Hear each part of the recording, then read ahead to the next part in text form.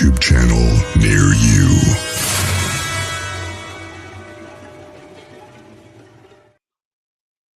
Hello, everybody. The YouTube channel near you, Grizzly Bigfoot Outlaw Network. Friday night, we got exciting two guests tonight, a twofer. So we're going to let people slide in. Wishing everybody a good Friday. Although I got to admit, I never understood why they call it a Good Friday, because it definitely wasn't a Good Friday for a certain individual. But that's my opinion, and we'll just leave it at that. Everybody getting their greetings in. Looks like Twisted's in the house.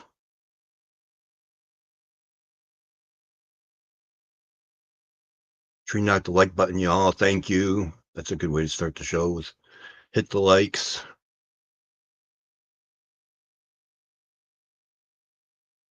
So yeah, exciting show coming up. I'm going to apologize now, as my speech isn't the best to begin with, and now I've got some sinus stuff going on, and sucking on cough drops.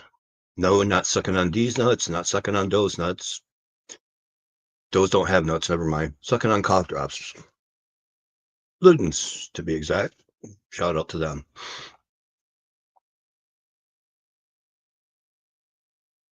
Sherry, how you doing? Happy Easter weekend, everybody. So hopefully the weather's good where you're at. It's actually kind of springy here in Michigan for a change. A little rain. It reminds me of Florida. A little rain in the morning, beautiful sunshine, then a little rain to wrap the night up. So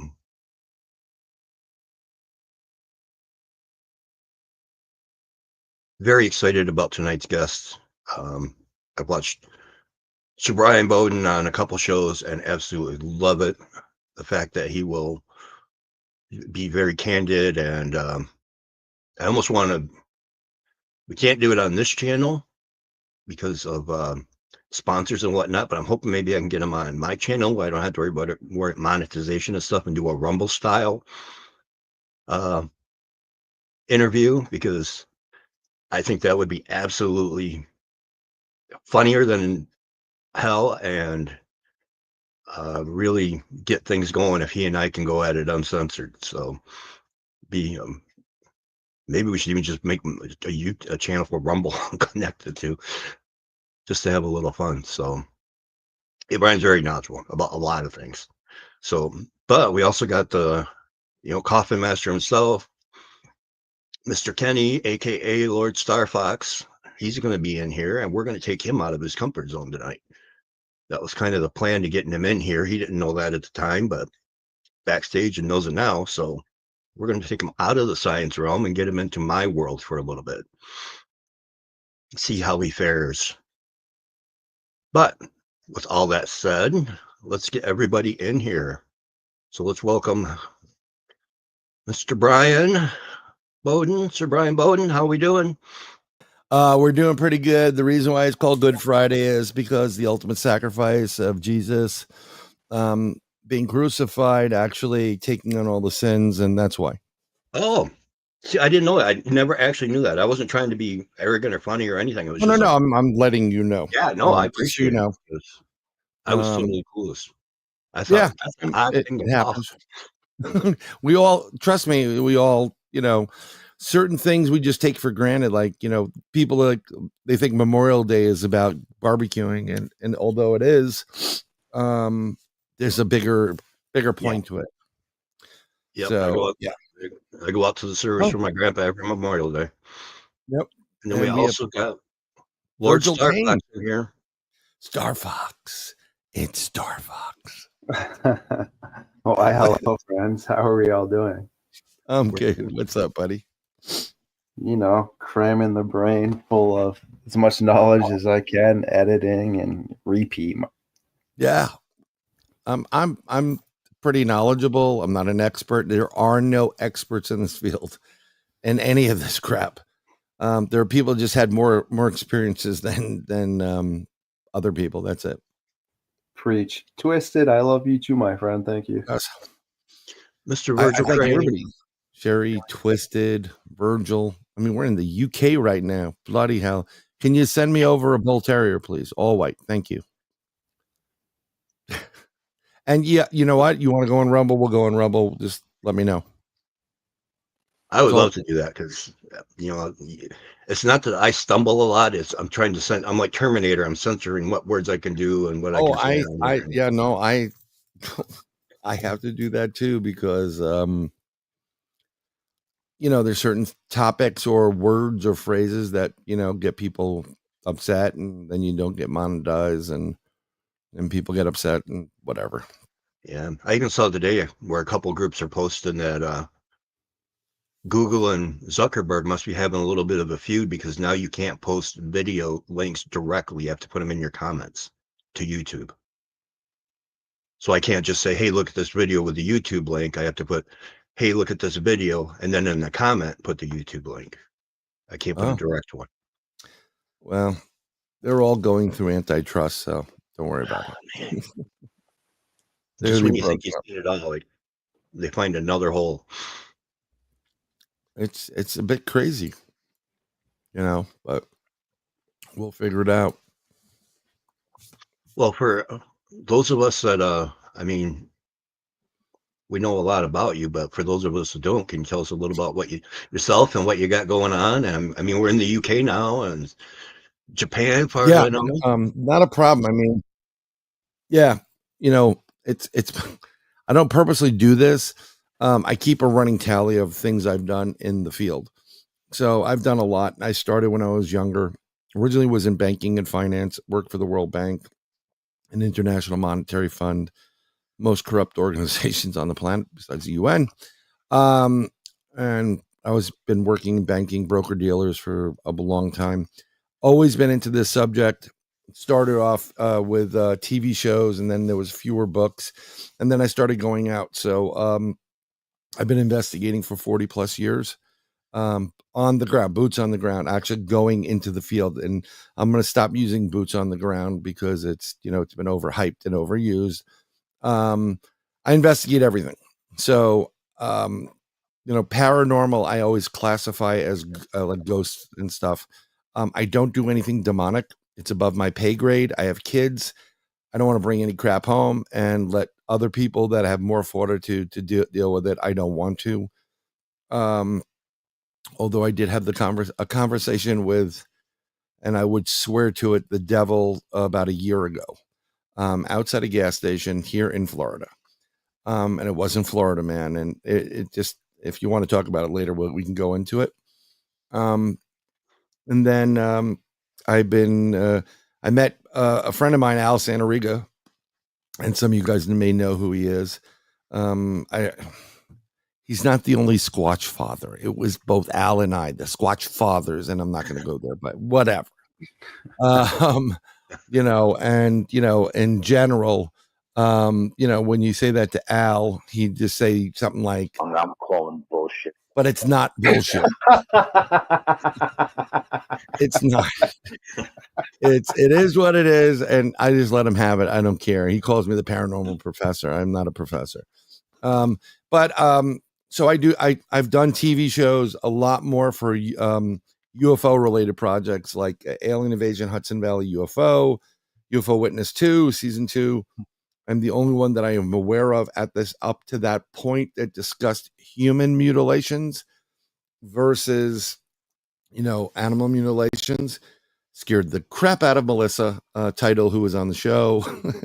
And I've done a cryptid show specifically with the Jersey Devil on a show Into the Unknown with the late, great Cliff Simon, who played Baal on Stargate. He was an incredible, wonderful man, a fellow bull terrier lover like myself. And he died probably within a year of that being released in a freak kiting accident. He did a lot of surf kiting. And there is one of the things he investigated during that was the Hawaiian marchers, and anybody that looks upon them or challenges them usually ends up, unalived. And it just so happened that what's his name did, unfortunately. So And I do I'm a remote viewer and part of IRVA, International Remote Viewing Association. I used to say I'm just a remote viewer, but I am not. I have abilities. I do readings for people. 99%, I will help you out, and I do a reading, but I do have paid customers that come to see me. And I'm not doing it to pat myself on the back, but I have about a 98% accuracy rate in what I'm telling, and what I see and what comes to fruition. I'm doing a lot of research on Bigfoot, actually, in the state of Florida.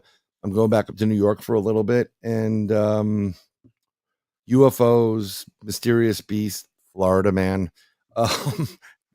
Florida man and Florida woman are real, folks. And that's who I am. So I have a show also every Wednesday, 8 p.m. to 9 p.m. On YouTube called Third Eye Live. It's how you third eye your consciousness, how intuition, how gut feelings or premonitions and dreams have led you down the path that you are. It does intersect with Grizzly's news, and at times I will jump on that if I have my show ends at 9:00. I'll jump on there. Otherwise, I will be in my show. And please like, subscribe, share. It makes a great Easter gift for both of these shows. Share them out, give them out as gifts. It makes a great Easter gift, and Cinco de Mayo is coming up too, so it makes a great Cinco de Mayo gift. And that's basically me. Oh, I'm a real life Knights Templar. That's another thing. That's why the Sir Brian stuff comes into play. So for those people in the UK or others that want to make fun of it, my official title is Sir Knight Brian M. Bowden. And only a few people know what the M stands for, but most people down here in Florida now call me McLovin, which is just crazy. So I may just change my name to McLovin at this point. Well, at least it's not McFly, so yeah, it could be a little worse there. Right? It could, yeah. Yeah. I have not been able to see where he disappears to, and that may be because of dimensional reasons. If a one dimension individual can't understand or see 2 dimensions, they won't comprehend it. 2 dimensions can't comprehend 3 dimensions. So it may be in a dimension that is so, large that I'm not able to understand what I'm seeing. But I do use remote viewing on investigations well prior to, well prior to going on investigations and during investigations. Quite often, if I can't make it in, for example, with someone, Al, because when we used to go, I have kids and whatever, I said, I can't make it, but I'm going to remote view it. I'll give you an example. We have a spot. Al took these 2 guys up there, these 2 ladies, separate people. They didn't know each other, but they all went. And I started remote viewing the location. And I said, there's a fallen tree in front of you. There's a little a little bit to the right as I'm looking at where all you are. The women are down low on the right. Men are up high. You're going to see some blue wispy thing, like a flash of light. And they're looking and peeking in you from the rear, and then also coming over the bigger fallen tree in front of you, texting this to him, and he goes, yep, got it all. Exactly like you said. I don't know if Grizzly's been abducted. We got to find that out. And Al was like, you're spot on. And then he did something where kind of pissed me off because, I'm not a sideshow. He said they want to know what color they're thinking of. And that really pissed me off. It bothered me. And I already had it. And I said, the guys are thinking of like a purplish blue, and the women have a green color, greenish yellow or chartreuse. And he laughed and he goes, how they're screaming, how the hell did he do that? It's like, it's just, I do what I do. Everybody has the ability to do it because it's a God-given ability. So when God made man in his image, and man stands for both men and women, man is humanity. He gave them abilities that are allowing you to connect to Father, God, whoever it is, and it's your third eye and your pineal gland, and then also other intuitive things. You can, some people can talk to the dead. Some people can touch stuff and read it and tell you everything about it. And that's what, is going on. That's why we do all have this ability, but some people just can't get past the noise that the world creates. And if you hear something weird there, I have this device that every time I touch it, it says no. I have these, I had them for the kids. Like, Dad, can we go to the store? Five Below? Just press the button. No. So that's pretty much me. Well, I already got questions, but let's let Kenny announce himself a little bit here. And do it in the good voice, though. What's good? No, great stuff, Brian. I know obviously about both of you. You're my sidekicks. I've heard those for the most part a few times. Great stuff again. What's going on? How we doing? Let's get the word out on you a little bit. What's going on? No word. Same old, just a ton of editing. Been working on my little podcast with Barb called Camp Nightmare Fuel. Brian, you've been on there dose times now. Just trying to get that Jabba Fofi stuff out. Also been working on Midnight Lycanthropy. Got 5 more videos on my phone to get done, and then still probably another 25 hours between Skype and StreamYard that I gotta condense down and start working on. Been churning out some True Blood in the background because honestly 98% of the time I'm watching something that is educational.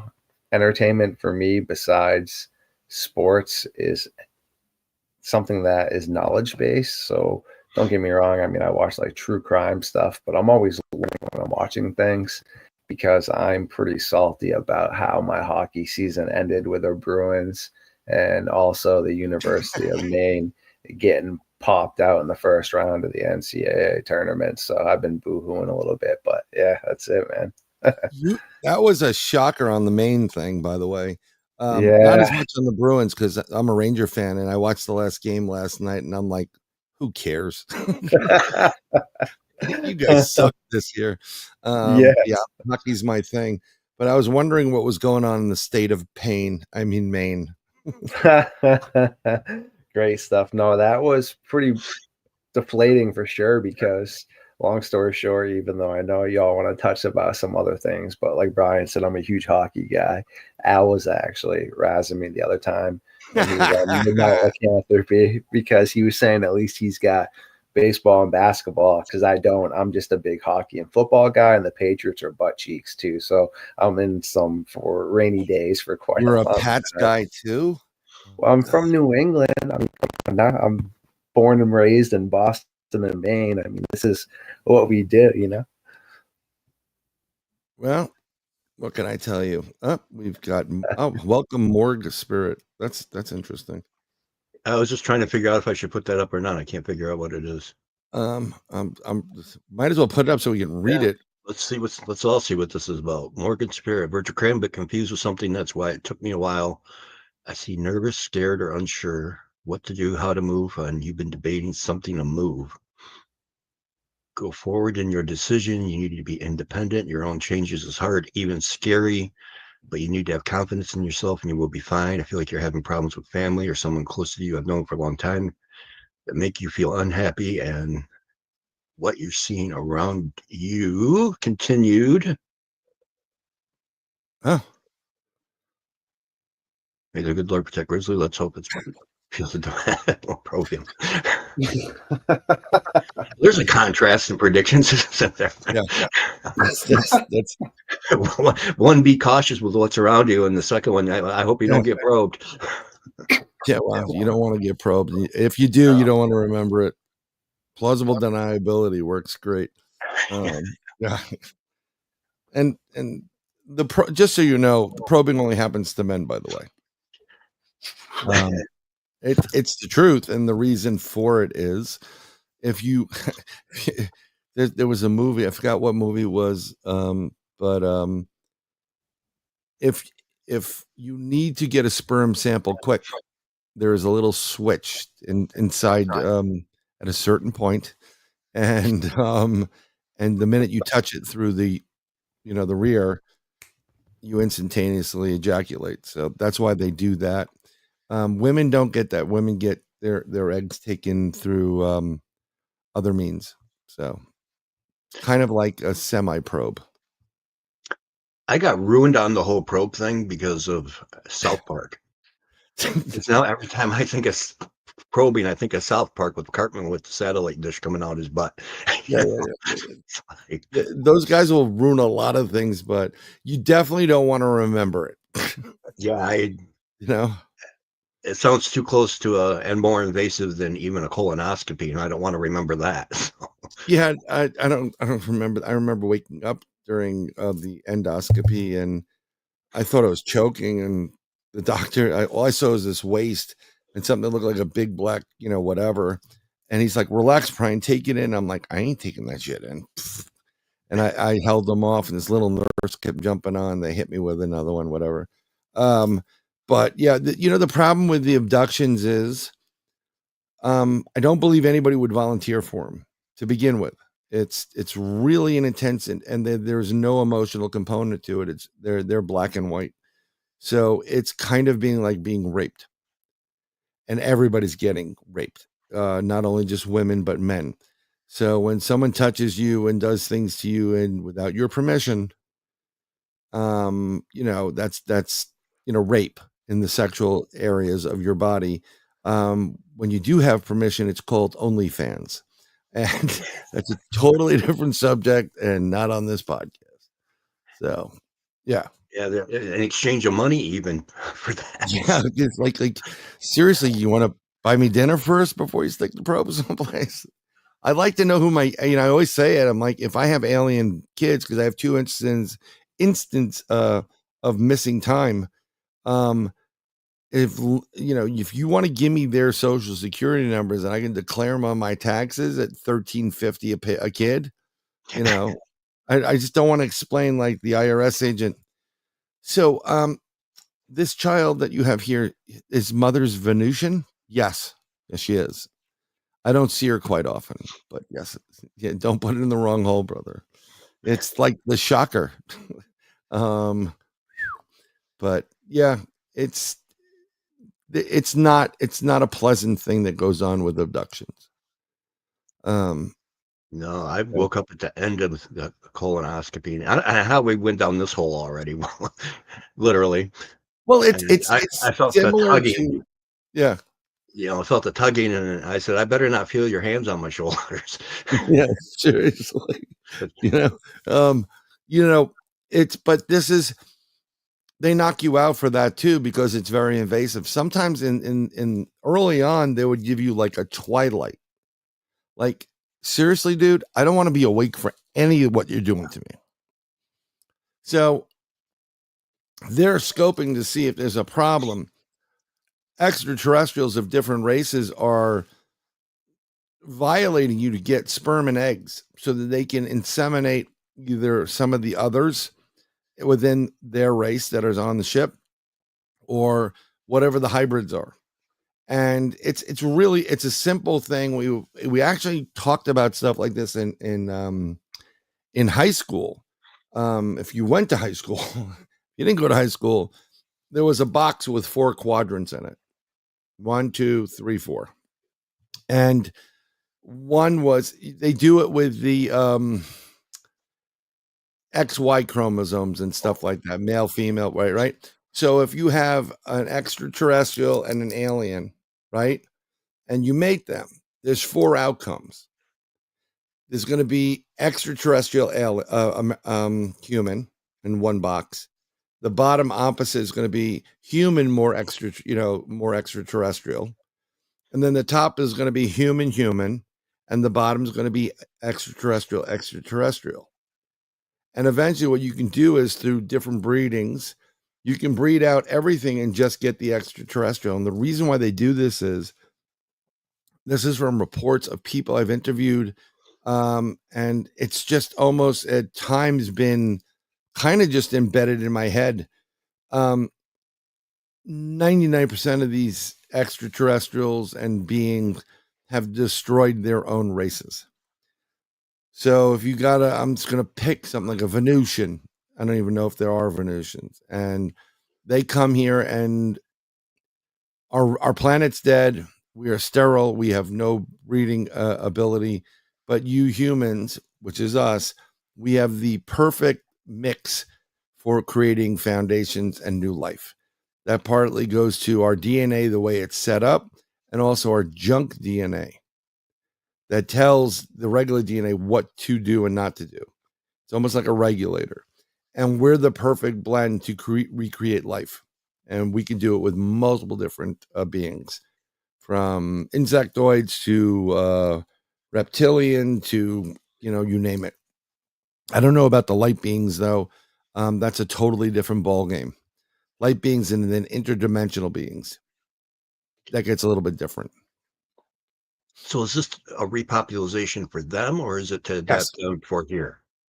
Or both? It's a repopulizing their race and their people. There's 2015, there was probably about anywhere from 150 to 250 different types of species was talked about. Now it's well over 400 different types of species. And then, so they're all here for a couple of things. And repopulation of their people is primary. And then whatever else they want to do. Some of these extraterrestrials and the clones, the EBEs, the extraterrestrial biological entities, those are the small grays. They're the worker bees. They drive the ship. Go get Grizzly, bring them in. They do all this little stuff. Then there's taller grays, and then there's like the 6-footers and plus, which I like to call ambassador grays. They're intelligent. But these smaller grays, 4-footers, they have an intelligence quotient of about maybe 84. I mean, they're really not. They're not bright. So 1950s gas station workers. Yeah, pretty much. Oil, yeah. Fill the tank. Yep. Like, hey, boss, whatever. They do their job. And they're the reason why a lot of crafts crash, because they don't know how to manipulate them properly and, or, think ahead. And those things are just dumb as rocks. But those beings and some of the other beings, I talked about it before. There used to be human mutilations when it came to extraterrestrials, and I think we've all seen them. Some of the images, like, the sex organs are removed perfectly, no blood, half the side of the face. If you look it up on Google, and we can do that if you want, you have cattle mutilations, but they also have human mutilations. And I do believe that when I saw the images from Davlov Pass in Russia, the students that went there, and they said they went crazy, and some people were missing certain body parts. Yeah. I believe that they encountered a couple different things there. They encountered probably a Yeti-based extraterrestrial that looks like an abominable snowman. And they also caught some extraterrestrials like UFOs, and they came in and they cut them up, drove them crazy, because who's going to believe them, seeing all this stuff. And that's what I think happened. But they like to eat human flesh. I have a huge amount of cryptids, including Bigfoot, around my wooded neighborhood. What's going on? I don't know where can you give me a location? And you don't have to give me an exact location, Steve, on where you're at, because it does depend on, most of the time when you have Bigfoot, you're going to have Bigfoot in the woods, because they're all, I don't know where you are, but Bigfoot are in every country. There's food sources in the woods. And when you see them and you hear them, they're doing their thing. They're hunting, they're taking care of their families. You have a Bigfoot right behind you, Brian. Right there over your shoulder. And when I first started in this whole crazy field, I was thinking this is the missing link, right? And then they started talking about Gigantopithecus. And so I said, oh, it has to be flesh and blood. I wasn't even thinking what they call woo. Take a drink. Every time I hear the word woo, take a drink. Make the show interesting on Friday. Good Friday.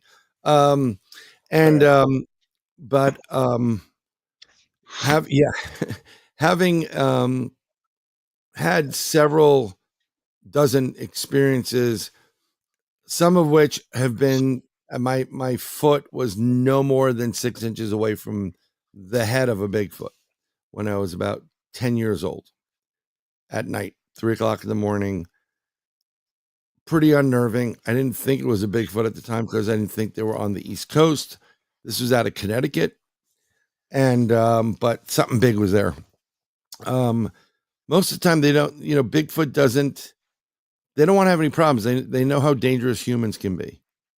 And they just want to do their thing, and they're very clan oriented, and the Sikh capacity, not the K clan. And they stick together, they gather, they get their food, they have a large radius that they hunt in.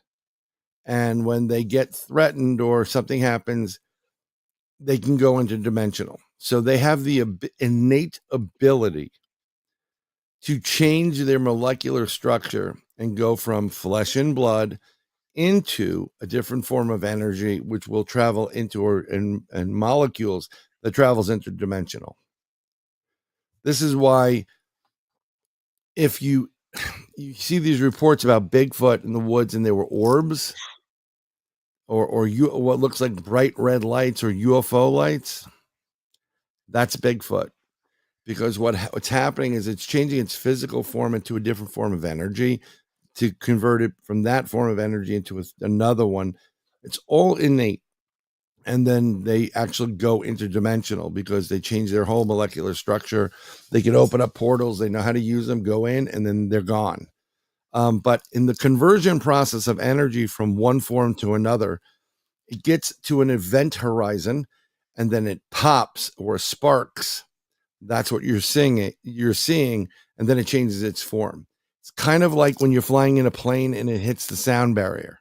Gets to a certain speed, boom. That's the energy that it doesn't need anymore. It's exploiting all that, pushing it away, and now it's going hypersonic. It's the same principle. And when I had this experience, it was 2015. We were in New York State doing a day-night investigation up in a lake, and I'll just only call it a lake. It was myself, Al Santoriga, and a friend of ours, Bill. And we started out.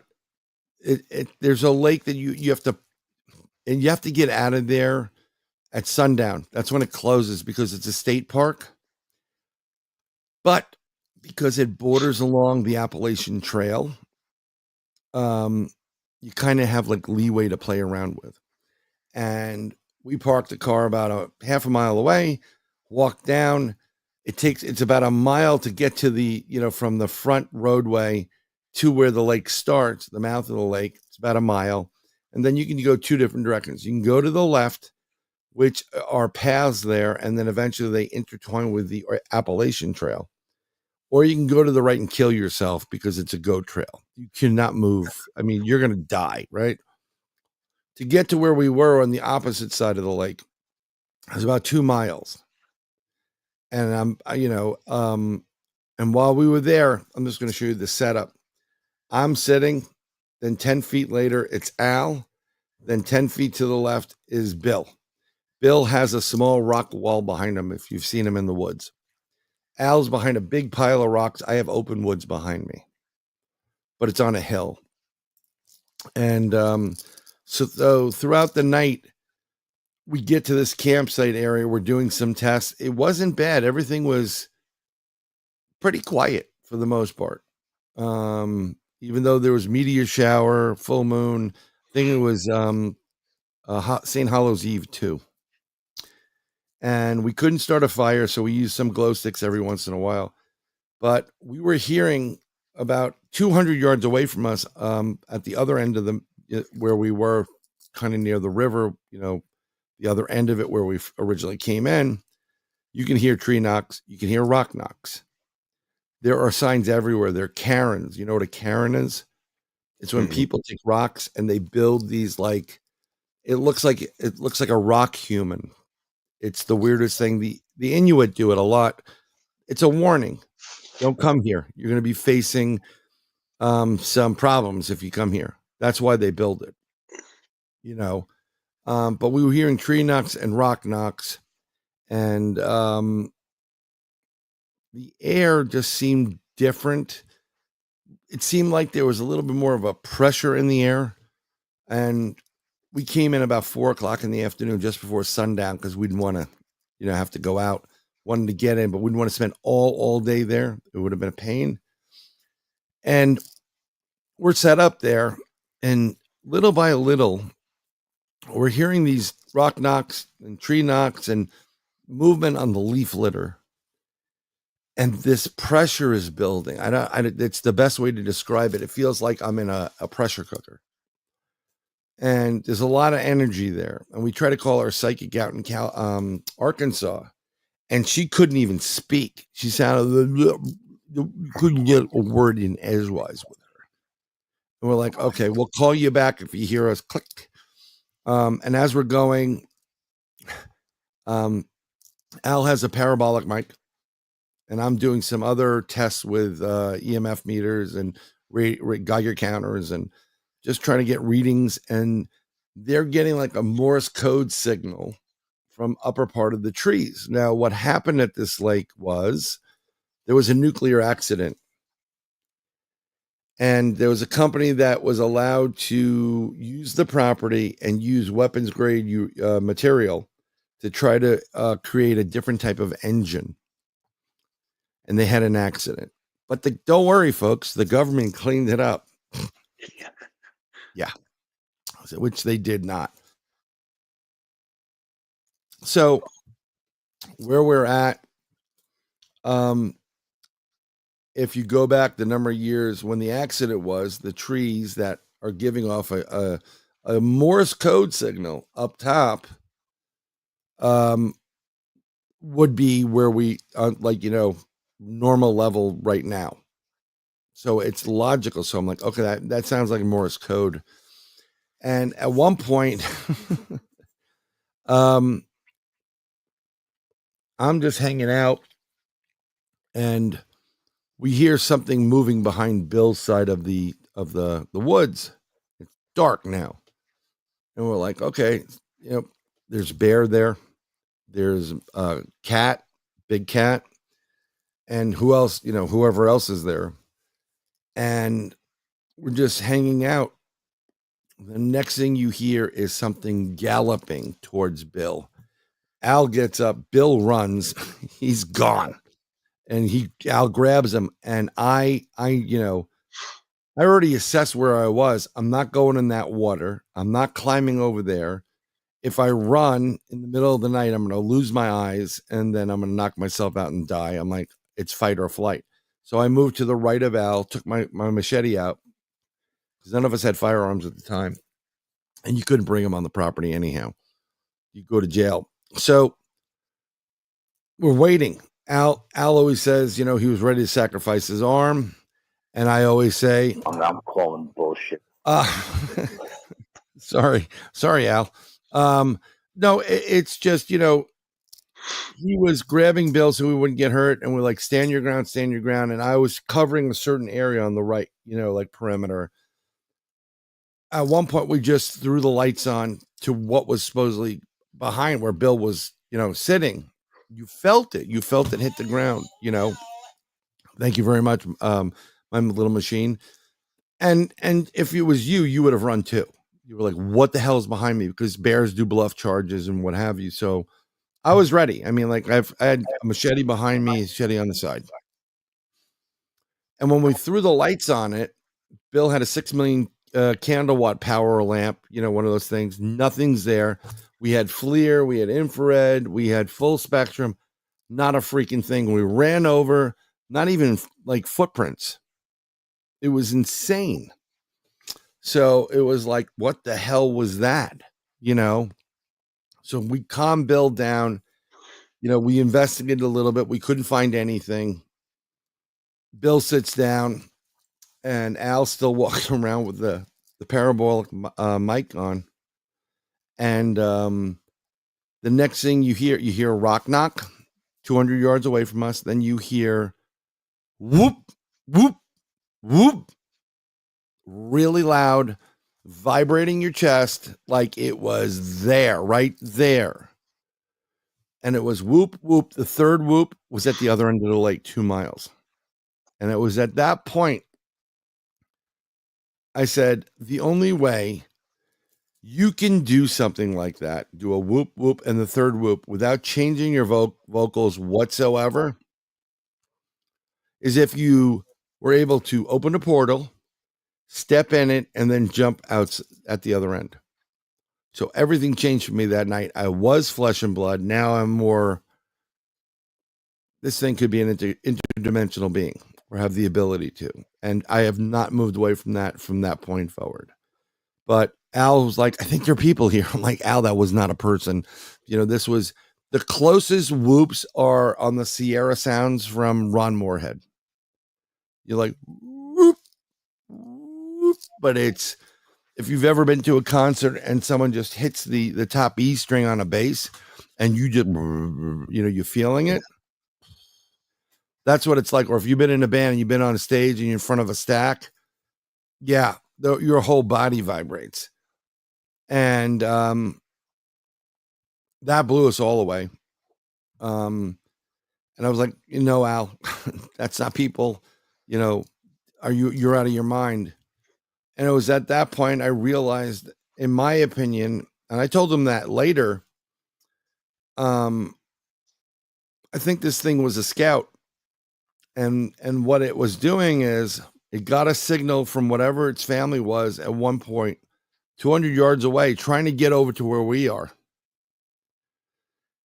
And it said, whoop, whoop, whoop. There are 3 of them. Take the long way home. Because we weren't moving. We did not budge one bit. And then after that took place, not much longer, we heard some movement in the woods. It went distant. And I'm sitting there. We're kind of having a discussion. We're the only ones in the woods.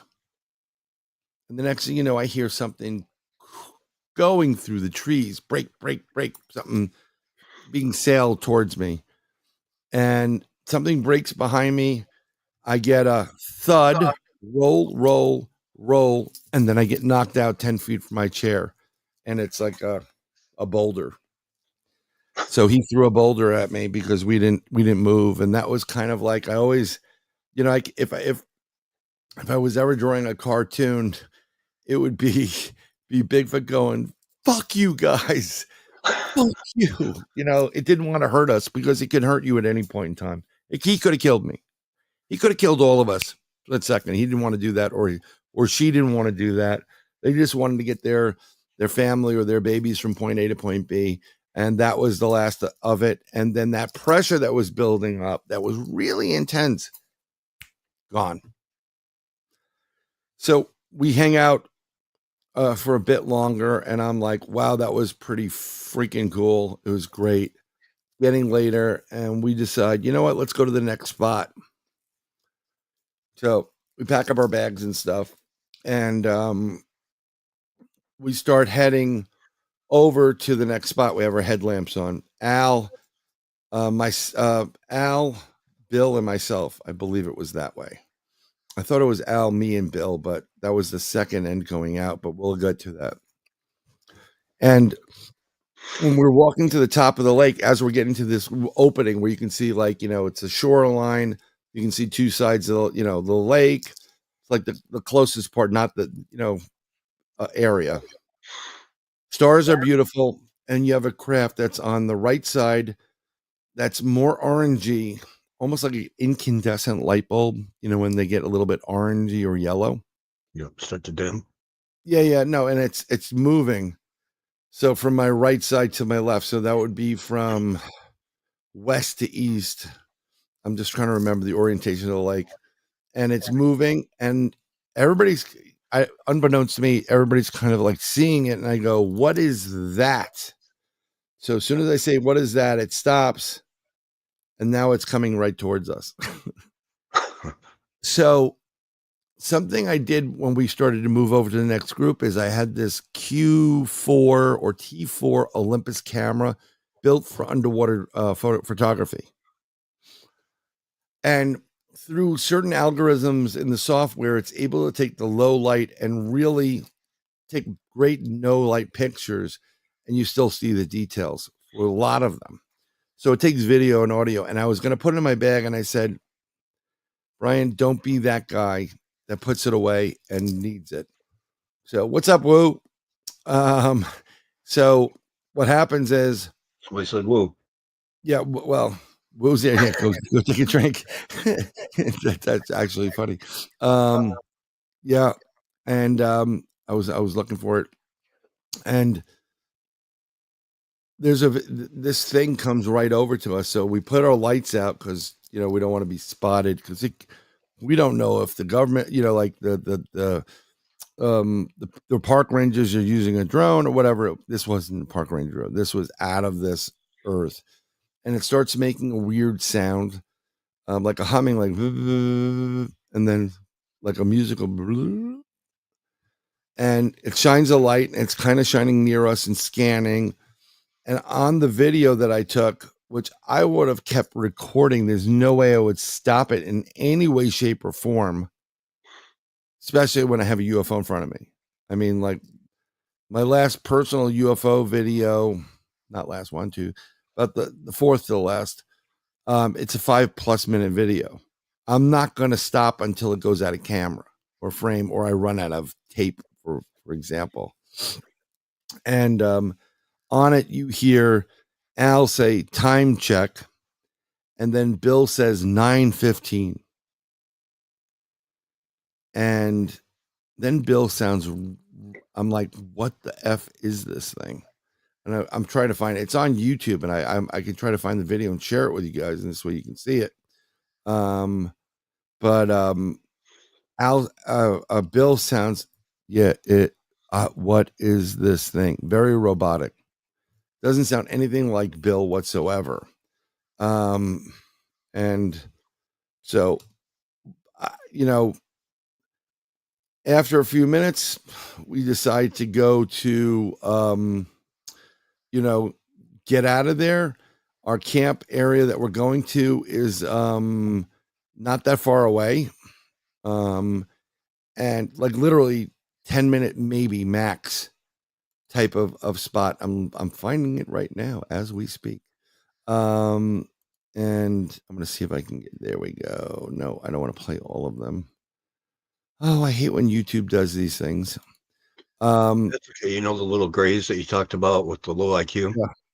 Yeah. That's me trying to share anything on here. So I haven't figured out how to share videos. Oh, it's not a problem. What I do is I'm gonna take this video, and I'm going to share the tab on the page. You can hear and see the video. I'm gonna hit present, share screen, Bowden Nuclear Lake. I hit share, and now you're gonna get something below our screen right here, and you're gonna click on the center and say add to stream. There we go. And now I'm gonna play it. Pay attention.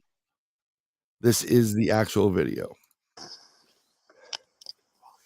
I'm filming it. I'm filming it. Holy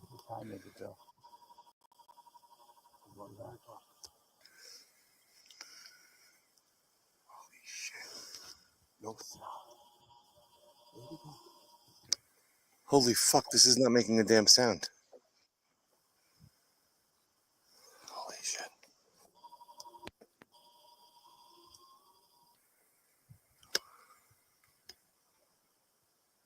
Hello, it's not making sound.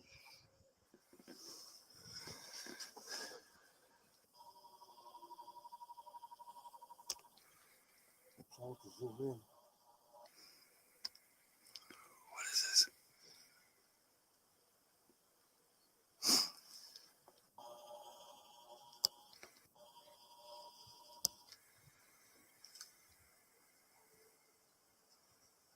I hope everybody can hear it. Oh, it's got. Mhm. Yeah. And then Yep. Bill goes, it's gone now. That's not making. I'm like, I didn't hear that. Yep, it's blinking. It's a plane. See, Bill, it's blinking. It's a plane. That wasn't a plane. And that's basically the video right there. So that was it. It's 100. It's 1 minute, so many seconds, 120 seconds. There's no way I would have stopped that video with what I do. And I know it was longer than that. Oh, let me get rid of that. That was Drumeo for everybody that listens. So, and I can't control, sometimes they go into different videos, but I never would have stopped the video. I would have kept videotaping. It should have been a longer video because I know we were there for more than 1 minute and 30 seconds. And basically, we left there in the beginning. I think Al says time check. It says 9:15. We get to the campsite. We set up, and Bill goes off on his own. I hook him up on his camera with a jerry rig, a smaller screen, because he was having an issue with his screen, so you can share the video. So he can see it through his eyepiece, but I can also output it to another thing, and it'll record on an SD card. And he goes off on his own, and Al and I are together. And we're like, look at this, there's a weird orb in the, looks like by the lake. He had I had a green laser. He had a red laser. He says, when I say 3, let's go hit it with the laser, see what it does. We do that. Boom. The thing shoots out, right? It was really, really quick. Bill,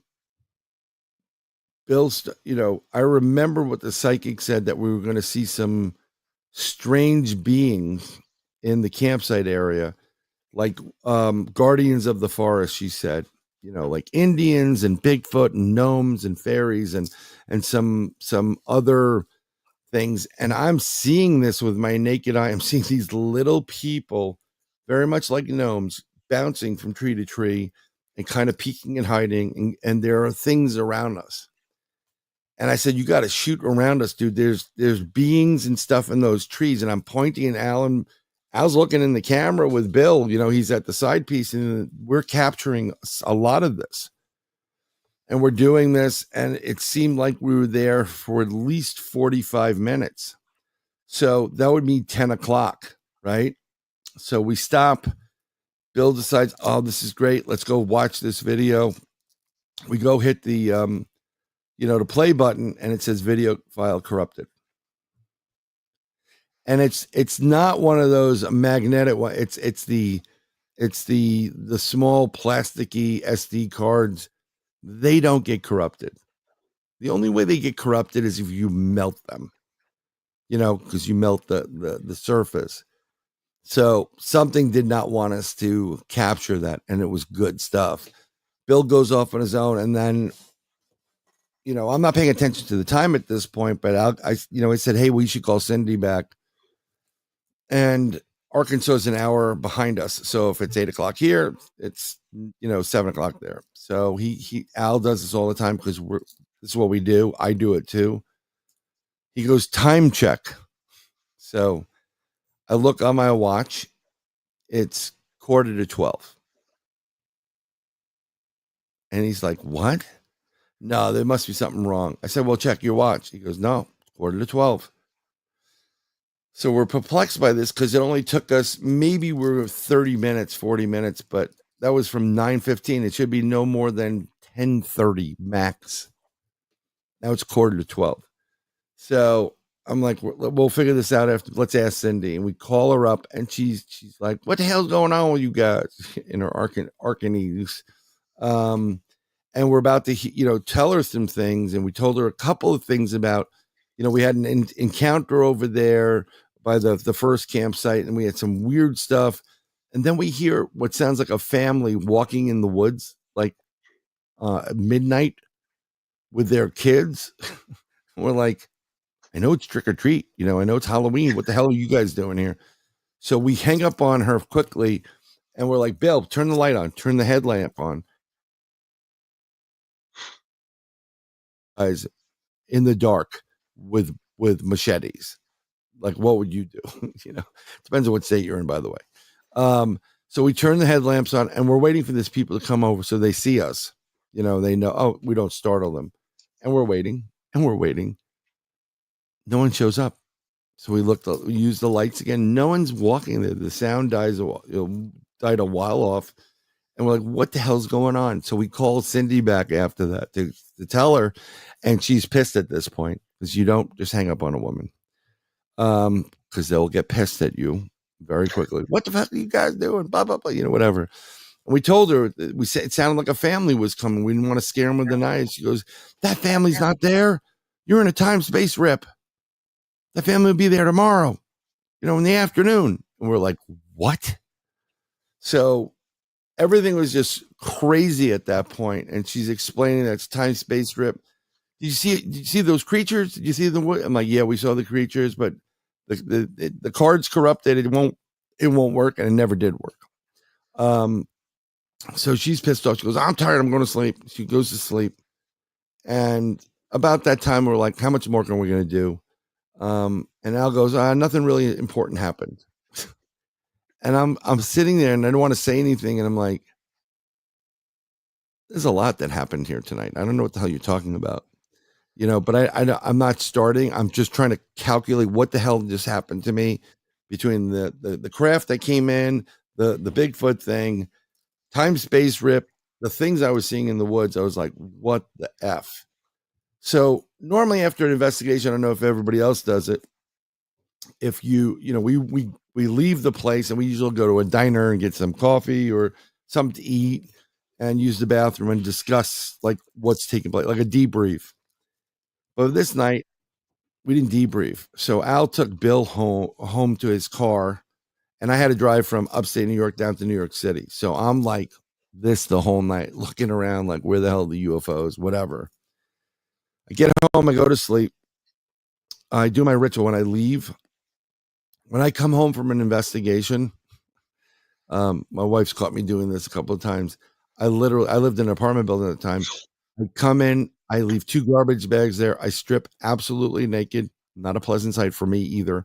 I stick all my stuff in a garbage bag, tie it up, zip it up, and I jump in a shower. And I use the water and the energy of the water and the good from the water to wash anything bad or evil off of me. And it goes down the drain, out of my life, and now I'm purified. Then I go to sleep. So I do that. And the next day was a Sunday, actually, and my wife went with my 2 kids to go pick up my youngest at religious school. And I'm standing there, my house. I'm in my shorts, have no shirt on. And when I got up in the morning, I went to the restroom and I'm like, I have this metallic taste in my mouth. Like, what the hell's going on? And I look at my mouth. My whole mouth is blue. It's absolutely blue. It tastes like metal. It's really weird.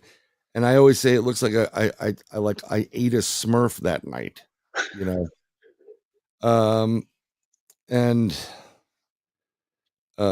So I'm like, this is bizarre.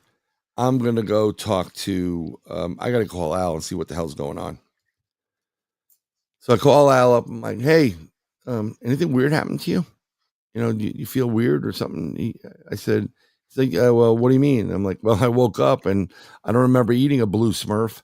So my whole mouth, I told him. He goes, well, I have this hard stuff in my front lip. I said, do me a favor, call Bill, find out if anything happened to him, and then I'll call you back or you call me back. He goes, no problem. He goes talk to Bill. At that point, he calls me back and tells me, Bill, who lives at home, saves some money, woke up about 4 a.m. or 3 a.m, screaming bloody murder, scared the crap out of his mother. And I'm like, dude, we got missing time. We got taken. I don't know what the hell happened, but we got to discuss it. And at that point, my wife comes in with the kids and they're like, oh, daddy, you're home. And they go, Dad, what happened to you? And I'm like, what are you talking about? those bruises, and I have 2 bruises on my body, and nothing touched me. Nothing. I didn't bump into anything. I didn't hit anything, and that was the night right there. I worked in here for a while, especially Mount Hood, Oregon. That's a crazy place, Lori. Mount Hood is Bigfoot country and some other strange stuff. That's crazy. So, So the only thing you were missing was Dogman that night. There's alien. Yeah, well, you know what? I mean, that was the perfect storm. This was before Al got on the Dogman train, and when I, with dealing with Dogman, I thought it was a joke. I thought this crap was like, with the term they jumped the shark, or as kids would say today, it was a lot of cap. You know what I'm saying? You know what I mean? It's a lot of cap. I didn't think it was real. And I'm like, oh, people are making shit up now, right? Just try to become famous or important, whatever. And I would talk about it, and I talked about it at public forums with Al, and also I did a bit of a radio show. We talked about it, and I said, whatever. My number is private, by the way, so I don't give my number out. If you have my number, very rarely will I give it out. I only give it out to people I trust, and anybody that betrays that trust no longer can be found on the planet. It's just, I'm not, I try to keep things personal and private for myself as well. And I got a phone call, all zeros. So I'm going to type it into this chat link. This is the number that came up. And then underneath it was that. So it was all zeros, caller ID, USG. So I'm like, and I've had that number before, because I had to contact the U.S. Marshals, and they called me back because someone was pretending to be a U.S. Marshal. I have family. It's in some of the Fed stuff at one point. I know they don't like it, so I got contacted by Detective Benedetti from the U.S. Marshal Southern District, and it comes up all zeros, and it says U.S. Marshal Southern District, blah, blah, blah. I'm like, okay, cool. And so I get this, and I'm like, hello? And the guy on the other end's like, you don't believe this thing's real, the Dogman? And first of all, I'm like, how the hell did he get my number? I said, can I ask who this is? No, you cannot ask who it is. I said, how'd you get my number? He says, look at your caller ID. I know, I have everything I need to know about you. And I'm like, okay. And then he starts telling me, with a lot more to lose than gain, by the way, his job in special units is to go to military bases or any place that Dogman or Bigfoot or any other crazy stuff that comes up, and to take it out and get rid of it. He goes, they are 100% real. And when you come up to a 12-foot, what looks like a werewolf, the first time I did it, I was like, what the hell is that? But they are real. And then I started listening, and I started understanding that this thing was real. And then I had my encounters with it. And I really wish it wasn't real. But, but I've gotten valid information and stuff from people that are anonymous. I was pretty good at computers. I've gotten emails with stuff. I can't trace it back. It's magic. And I have some friends that are really, really good at this. And they're like, yeah, they're using a lot of protocols. So it's almost as if in the old days, instead of using email or a cell phone, someone literally slipped a note under your door. That means they were right there. And, I started doing Dogman research. So it was a bit crazy.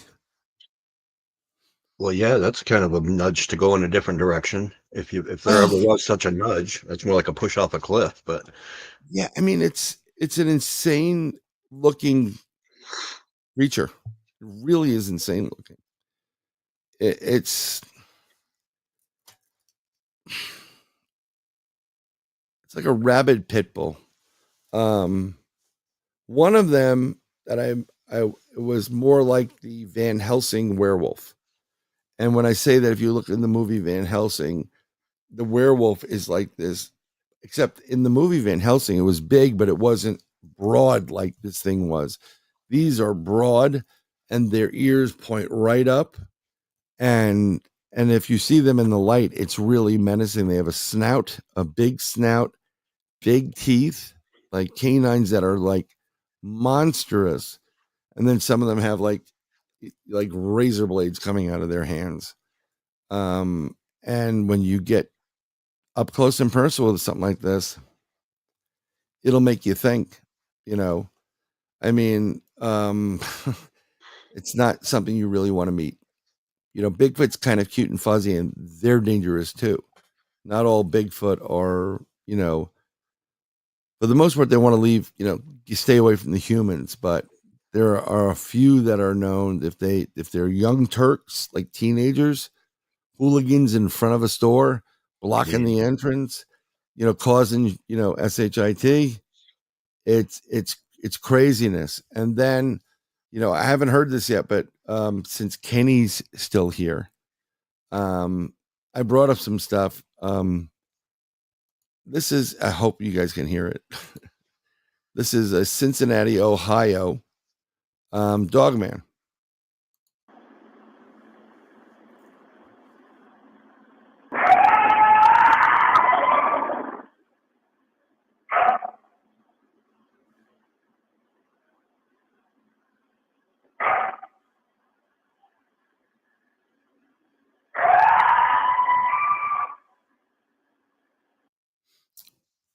So go take your dog for a walk and hear that shit in the middle of the woods at night.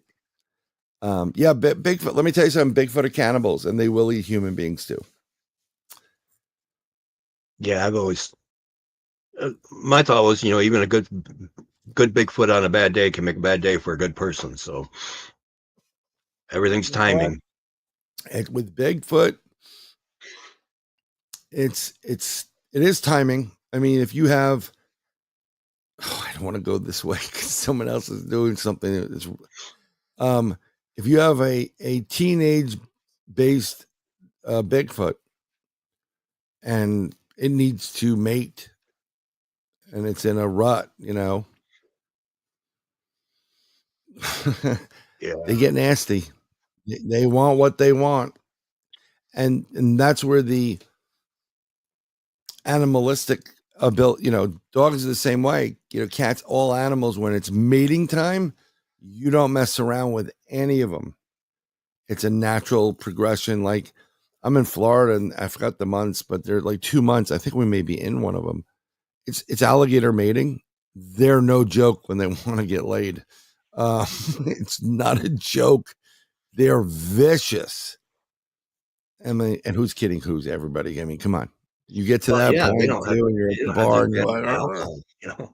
yeah, and they don't have beer goggles on. They just, and if you get one that's, you know, going through that or is trying to, you know, all the hormones or whatever's going through them, they're just, you know, rage against the machine right there. Yeah, I have another one also. This is I think it's Bellbrook, if you want to hear one. So there's some things we want to do. We want to straighten things out historically. Did you just hear that? What the fuck? What was that? And I have one more, if it's all right. Oh, let me rewind it.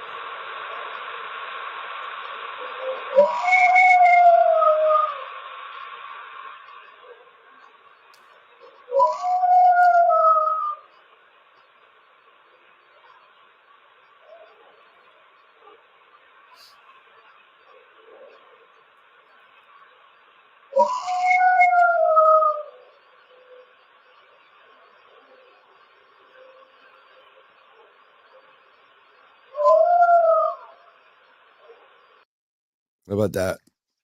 Kenny. Sorry, Star Fox. Let's hear from the Master Blaster here. Yeah. He's kind of been quiet all night.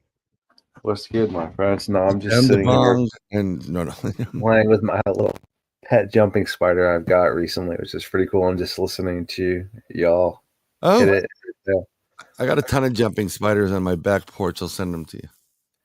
Honestly, I'll send you something really cool to check out. They recognize people and stuff. So if you've never done anything to actually cause them like trauma or such, they'll just come and hang out with you. It's actually No. It's yeah.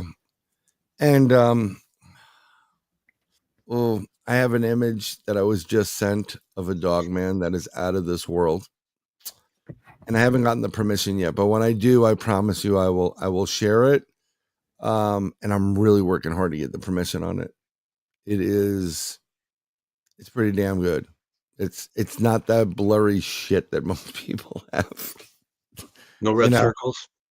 Yeah, red circles. I have a t-shirt. I make t-shirts, and the t-shirt is several red circles, and it's like there's several, Bigfoot at night. Yeah. Unicorn. Yeah. That must have been your shirt I sent with the red circle, and it said white t-shirt with a Bigfoot in a snowstorm. Right. Like I've seen pictures with people like circling like 10 times in a tree and like there's 10 dogmen in that tree. I'm like, no freaking way they could be 10 dogmen in that tree. Don't get me wrong, some trees are pretty strong, and dogmen and the Bigfoots do hang out in some of the trees, but you're talking about that's a lot of weight. Yeah. 8, 9, over 1,000 pounds worth of weight. And it's all muscle, by the way. Yeah, for one. Let alone 10 circles. For one. So now you have 14 of them in there. And I don't mean any disrespect to anybody that believes they've seen 14 dogmen in a tree, but what part of that really works or doesn't work physically? I mean, like you just couldn't do it. It's too much weight. It's too much everything. I have another one. We did an investigation. Al and I, there's a place called Letchworth Village in upstate New York. And it's 28,000 acres of institution. And when I say institution, mental institution, bastard children were sent there. If someone had a child with the maid and the child were sent there. Disfigurements, whatever, to get rid of these kids.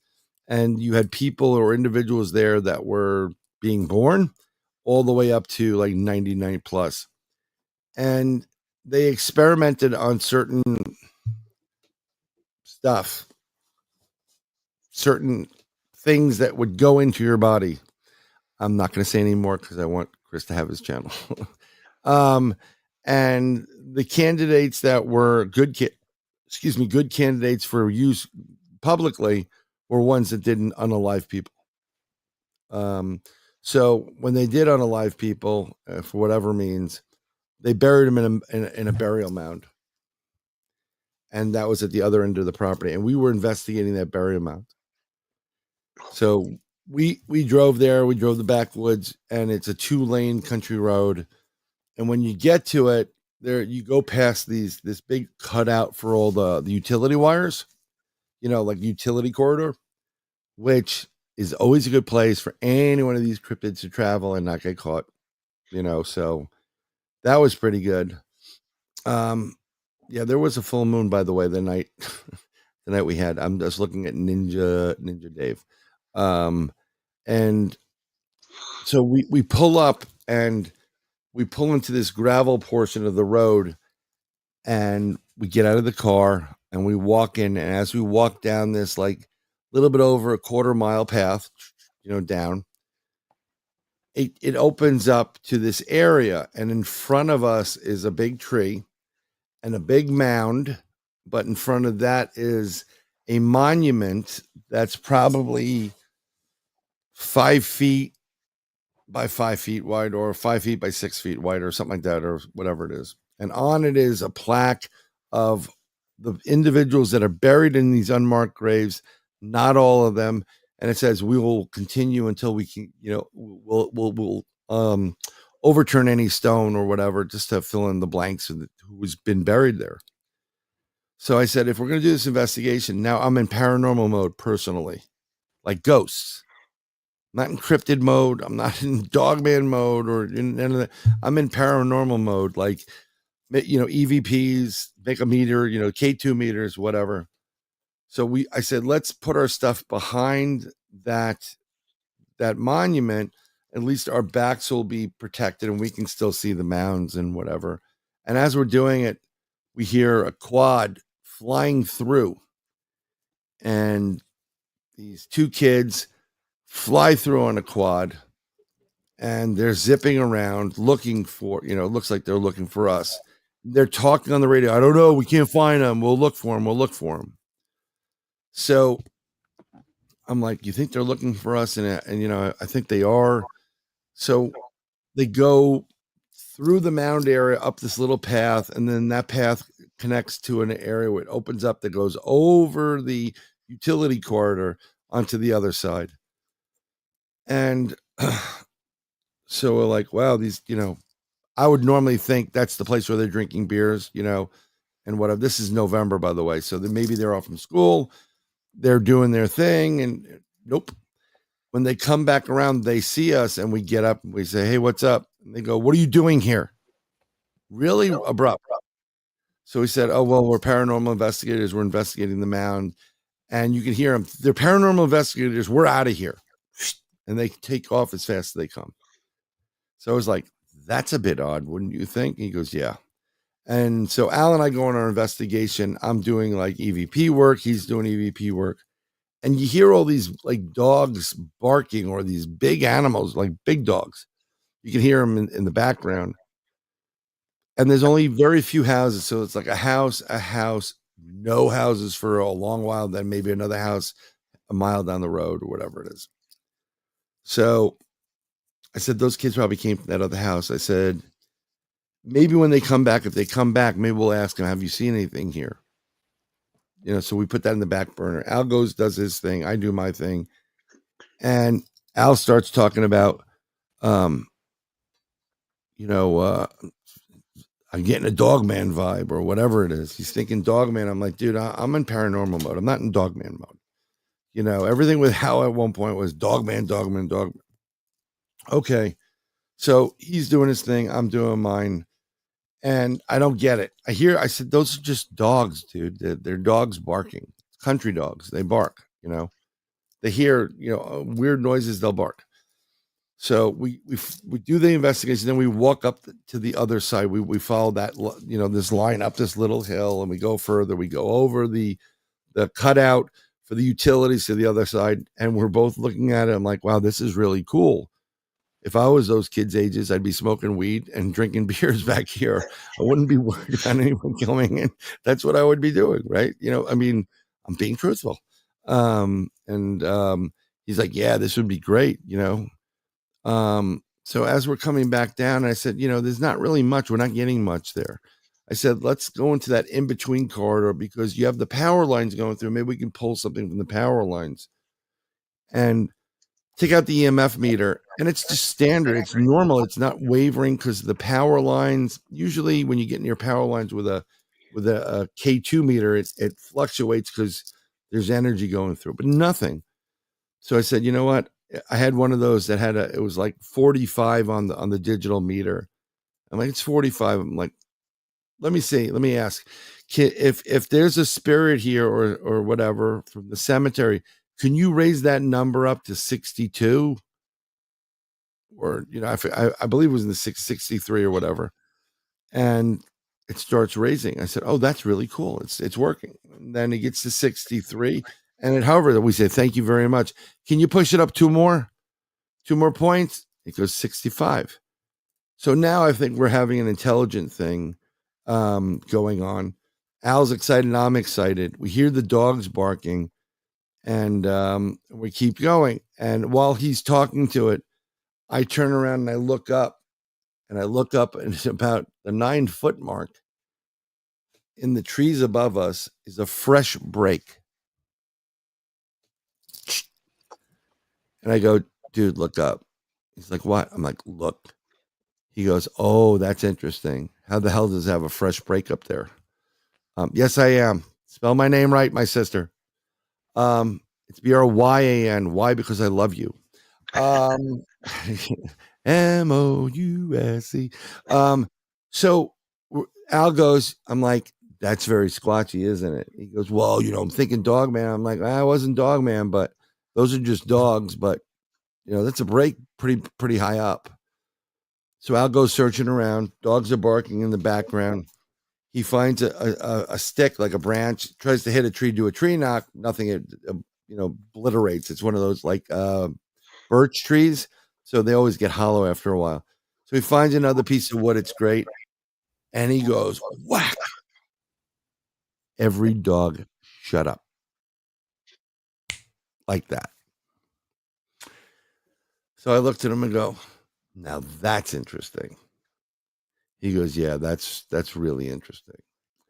So said we got to investigate this a little bit more later. And we said, let's go out. Let's go get something to eat because it's getting late. We'll get some dinner in us, and then we'll come back at night.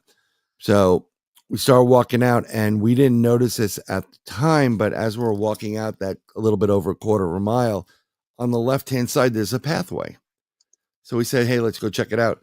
So we went left, and we started going down the pathway. I'm in the lead, by the way. And we come to a certain point. We're probably about 40, 50 yards in. And we come to a point, and it's like rounded. I'll answer that in 2 seconds. It's a little bit rounded. Here's the crazy part. This is when I started getting into Dogman mode because this is Dogman. Above us, hanging, suspended above us, somebody took trees, pulled them out by their roots, and turned them upside down. So the roots are at the top. And then put one with the root at the top of it, like an umbrella of roots, and one thing hanging down. And we're talking trees. We're talking 3 foot, diameter. And that is very, very Dogman. Bigfoot will mess around with trees.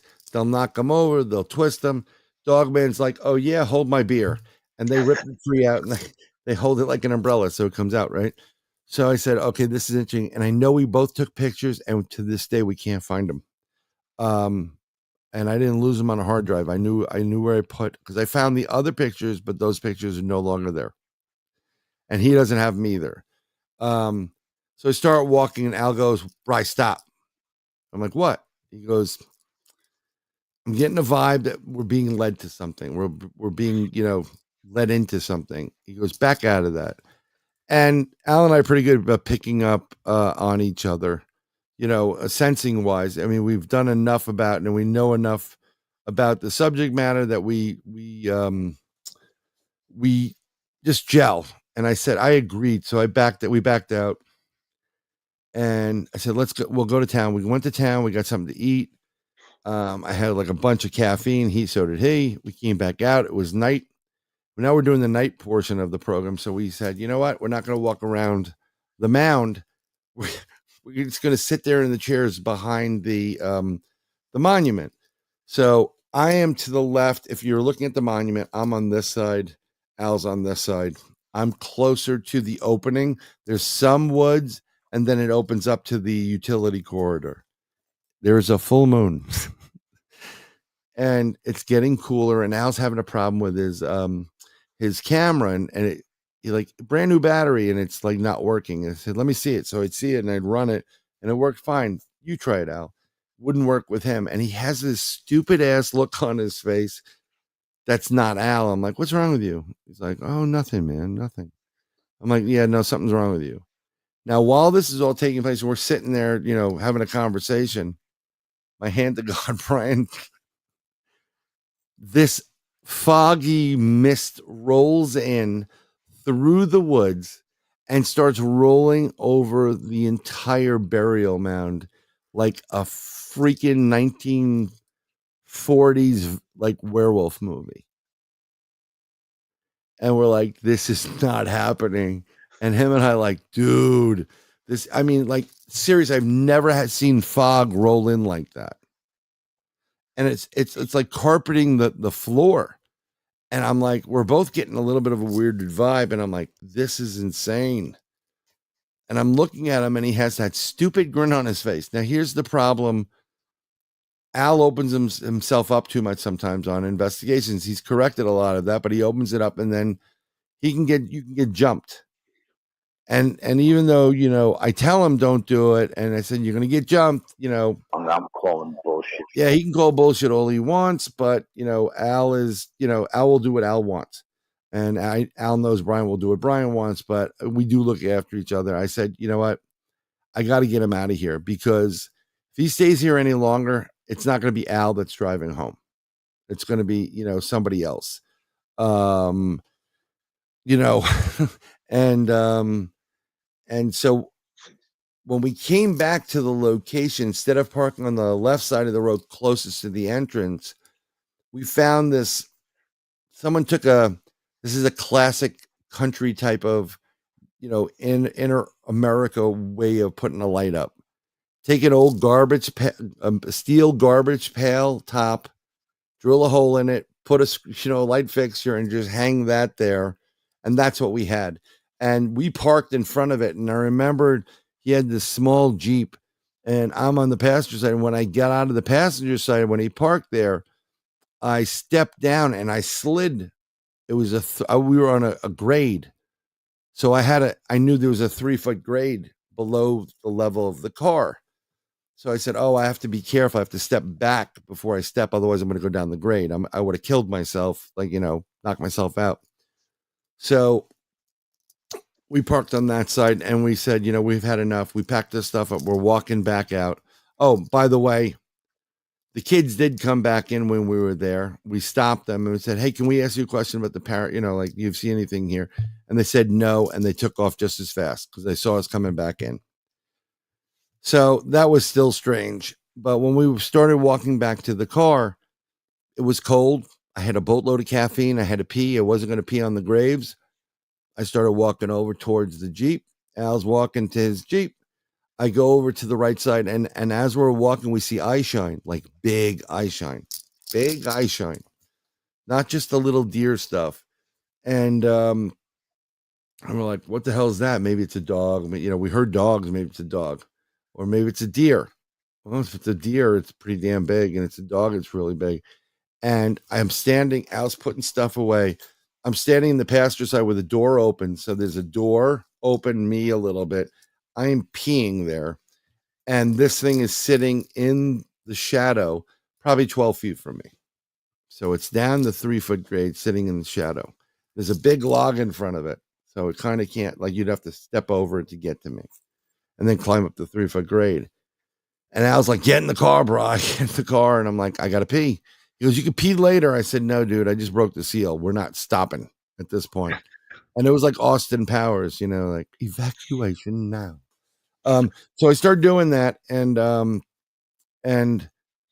I know dogs because I grew up with show dogs. My parents were in the dog show world. Stupidest thing on the planet. If you're into it, that's your thing. I got dragged to these crappy things. But I know enough about dog trainers that are friends of the family, and I know what alpha moves are and what you do. And me urinating in front of this thing who's sitting there on its haunches with these big ears that are pointed. And I know the snout's big. I mean, it's big. I'm a big, you know, I'm not a small man, but we're at least 3 feet wide, most of us. And this thing was a little bit bigger than me wide, just sitting on its haunches. And now I'm peeing in front of it, telling this thing that looks like a dog, you're my bitch. So I'm like, yeah, okay, this is not going to work out well. And I knew it, but I didn't say anything. And Al's like, get in the car. I'm going to leave you here. I'm like, you're not going to leave me here. You know, whatever. You don't want to deal with my wife, blah, blah, blah, blah, blah, whatever. And then this thing starts to lower itself and it disappears into the dark. And then my spidey senses kick in. I get the full goosebumps. And that was my tell way back when. you better start going now. That was my sign. You got to go. So I hopped in I literally hopped in the car. He spun around like Mario Andretti and he took off. I could have sworn this thing was going to come after us. And just for the record, so you understand the size comparison, I am 6'1" tall on a 3-foot grade. That makes me 9 feet 1 inches tall. This thing's snout was about here. So that means that this thing sitting down was about 8 feet tall. So standing up, it's about 12 feet tall. I'd have pinched it up and I'd have been gone. Well, yeah, you know what? Something recently, I think I told you guys on this. I was telling you, like, this is last summer. I had somebody who wanted to see a Bigfoot friendly with. And actually, let me get to that in a second. I want to answer Woo Rider's question. Brian, do you believe the military government has Bigfoot breeding programs similar to the Dogman Super Soldier program people have spoken of? Yes. The military has a very vested interest in all these cryptids and the abilities that they have, which they have abilities to create active camouflage. I believe they have them, and they've had them since the beginning of time. They've collected them like they've collected UFOs. And then from that, I don't know about the breeding program, but I know that they're definitely under experimentation because they're able to go from flesh and blood into interdimensional. And they want to know how the hell they do that. I'm sure if they're breeding them, that's what some people say. I need a little bit more proof, but that's, this just my 2 cents. You, viewer discretion advised, do what you got to do. Right. Yeah. So when I was, yeah. And I love that lady. She's great. Oklahoma Nana's awesome. Thank you. Woo, you're great too. Everybody's great. I thank you for, being here tonight. Share all this lovely fun stuff on Good Friday. Last summer, I had a buddy. There's a place in upstate New York that has 2 paths, the right and the left. And if you go to the right, you get to a Bigfoot area. If you go to the left, you get to a Dogman area. Because in general, if you have Bigfoot, there's a really good chance you have Dogman, and vice versa. And usually there's something that separates the two. It could be a mountain, it could be a river, it could be rocks, it could be a cave. And it's basically you stay on your side of the fence and I'll stay on mine. And if you cross over, I'm going to kill you. And that's how it operates. Dogman and Bigfoot have fought numerous times, and 9 out of 10 times a Bigfoot's going to kick its ass. It's just what happens, and so I have a friend, and I have another friend, and I said, well, we'll go up this place. I know this place. And we get there. Now, I hadn't been there in a while in this mountainous area. And the right path actually grew over. So they haven't trimmed it or anything, but I told them just go and keep following the path. And when it splits to left and right, you want to go right. Don't go left, go right. So he's like, yeah, sure. I'm going to wait for a couple other people. Some stragglers. So we're walking and I'm a bit far behind, and all I heard was help. And I'm like, oh shit. And so I start running. Where are you? I'm like, I'm right here. Help. And I'm like, are you okay? He goes, what the hell is that? And standing probably 40 yards or less, less than 40 yards actually, is a juvenile kind of Bigfoot. I mean, a Dogman. And it's got the ears, it's got the snout, and the lip is curled, and you can see the slobber coming out, and it has this look. I'm gonna rip your neck, your head off, and S down your neck, and then I'm gonna eat you. And this guy is panicked. I said, okay, relax, no problem. Let's back out. And, and he turns around. I said, do not turn around. You back out. So I had everybody back out. We got to a point, and when we backed out away from this thing, I found out that the path was grown over, and I'm like, this sucks. So I said, well, there's the path. Are you okay? And he's just frozen. And I said, you want to go to the Bigfoot and see the, and he's like, I want to go home now. He literally said it like a young, like a child. I want to go home now. I need to go home now. And from this day forward, he hasn't talked to me. And the other people that were on it were like, dude, you're crazy. I'm not ever going out with you again. It's not that I hadn't been there. So I didn't know, I've been living in Florida.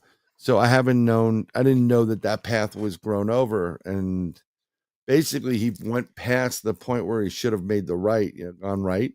And when he went left, he came up on a Dogman.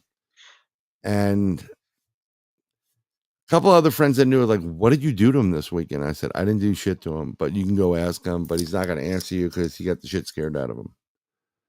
I'm like, what, did he see a Bigfoot? I'm like, no, he saw something else. And it unnerved me. And he'll come around eventually, and he'll because he has 1,000 questions running through his brain right now.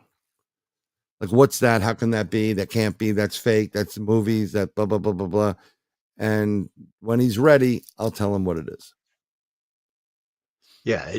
And for everybody in chat, that do, you ever get those people that say, well, how come we didn't take a picture? Like, I don't know. I was just fearing for my life. And the first thing I thought was, do I grab my gun or do I grab my phone and do a status update? You know what I'm saying? I mean, Kenny would have just been texting it, like describing it in text. Sorry, Star Fox. Yes, I have seen it. I'm Florida. I'm actually a year ago. I went to the west coast of Florida, Ninja Dave. I can't tell you the location. It's a friend of mine's location. They invited me out there. It's a campsite in a state preserve. Yeah, for real, Nana. And when I got out there, they're like, hold up, don't move. And I said, what's up? He goes, we got prints right here in the parking lot. So I said, oh, really? So I pulled the car away, and on the ground was a right and left print. And the left print, it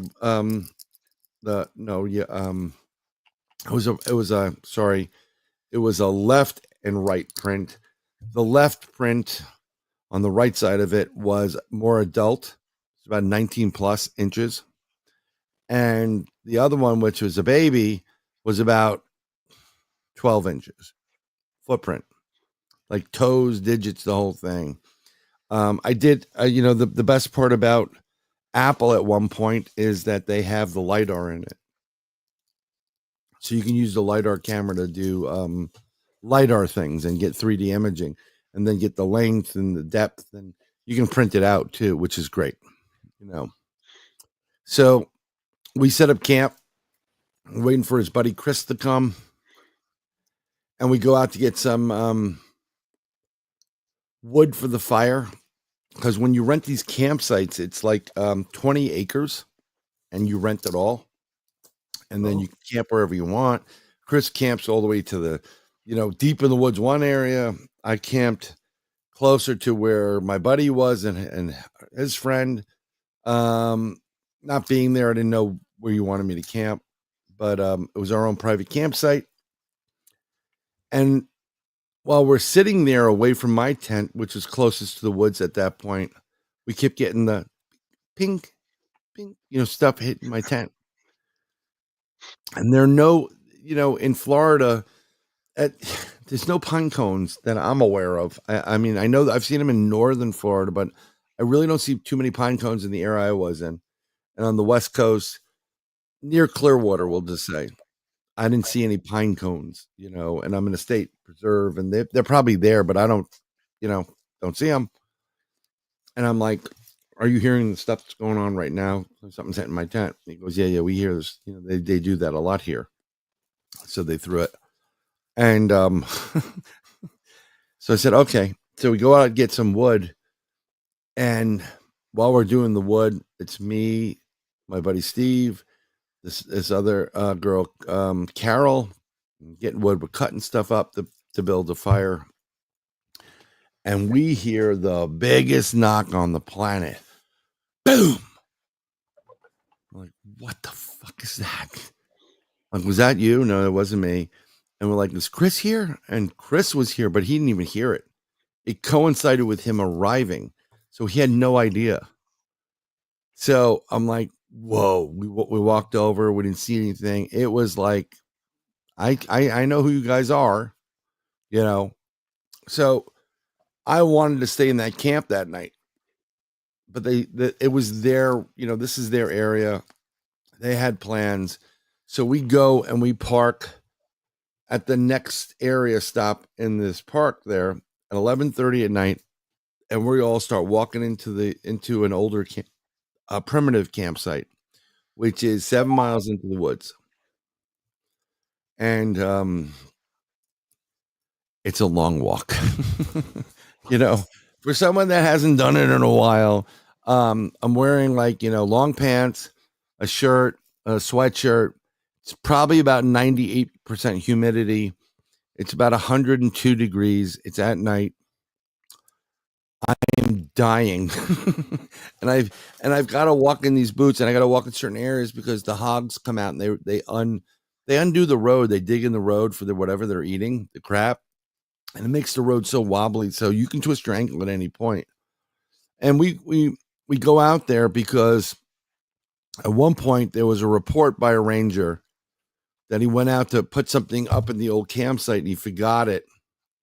And then he had to come out and grab something from the roadway that he didn't bring with him and came back in. And when he came back in, he found big footprints, you know, 19, 20 plus inch prints. And he found a dead, boar with its head ripped off. Fresh kill.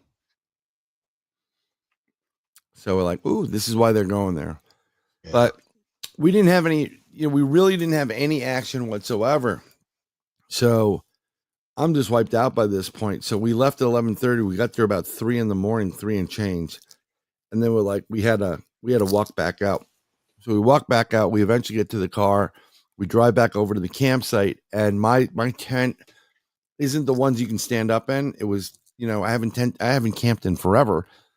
Now I know I got to get the bigger tent so I can literally stand in there, put a real bed in. So I was so hot, sweaty, and cramped up. I'm like, if I laid down in that damn tent, you never would have got me up. I would have seized up. It would have been miserable. So I went glamping for that moment. And I said, F it, I'm sleeping in my car. So I have this front, the dash camera's going, and I had it hooked up to a separate USB port battery that I have.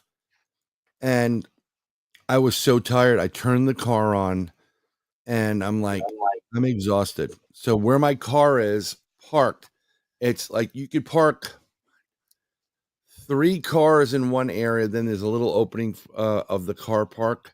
And then there's one other car you can put in there.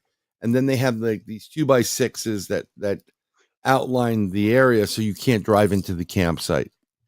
So on the passenger side of my car, I always back in because if I have to get out quickly, I don't want to have to worry about backing up. I want to be able to go. So on the right side of it, I was the only one there on that side. And you couldn't even put me in there. My child could fit through. You'd have to slide through. You couldn't open the car door. You couldn't get in the car. You'd have to pull it out. That's how close I was over there. But still about, maybe 20 inches from the door or to the wood. So I go in. I am wiped out by this point. I turn the car on, shut the lights off, and I just throw the air conditioner on, and I am so tired. Those guys go back to the tent. I put my hand in the inner of my sweatshirt where my gun is, and I'm like, if you're watching, I'm ready to go to sleep, and I'm kind of like closing my eyes, and I tilt over, and I can kind of see the passenger side because there's a little glow on the clock, in the car, and and it's like Jurassic Park. You see something breathed on the outside of the passenger window, and it went to condensation. It was the coolest thing. It's like in Jurassic Park when the T-Rex is breathing on the window. Mhm. Yeah, it's exactly like that. And I'm like, I was so tired. I mean, like beyond tired. I'm like, dude, you can watch me if you want. I'm going to bed. Leave me the fuck alone. So I'm like, I'm closing my eyes, and then like 25 minutes later, my car goes ding. We're gonna shut your car off in 30 minutes. So gotta press the button. By the time I got back to the car, it was like 5:45 in the morning. And so I'm trying to sleep. The car keeps dinging every 15, 20 minutes. And like I maybe got an hour and change in, kind of off on, not really sleeping. I said, F it, I'm gonna go out. I'm gonna go get something to eat. 7:00 in the morning. I shut the car off. I stand up, stretch, still have my gun on me. It's Florida. Everybody has one. Yeah. And I'm like, let me go see what was over there. When I go around the car and I look at it from inside the campsite where you can get close to the car, but there's the woods there. Right where my window was, my passenger window, is 2 perfect indentations of knuckles. Right there. And I was like, holy shit. And so when my buddy came back, I said, well, I got up. I wanted to use the restroom. The pit that they call a bathroom in the woods is, no, I'm good. I drove into town, went to racetrack, got some food, whatever. Met them there. I said, you got to go check out where my car was. There were knuckle prints there. Somebody was watching me last night, like the voyeur. And they're like, okay, no problem. Everybody. So I said, I'm going to go back to camp. I don't know if I'm going to stay. I'm kind of hurting. So it's formerly a Boy Scout camp. And what they do is they have this big fire pit, really big fire pit. And then near the fire pit are these telephone poles. And the telephone poles are 7 to 8 feet tall. And what they do is they put eye hooks in it so you can put a hammock in. So if you don't have a tent, you can just put a hammock up. So I start walking around there, and this is a spot the year before me coming where they were all hanging out at the campfire. They were getting some action over in the camp, and they heard this something hit into their cars. And basically one of them had, the bike racks that fold down, they were low to the ground behind the car. Oh, yeah.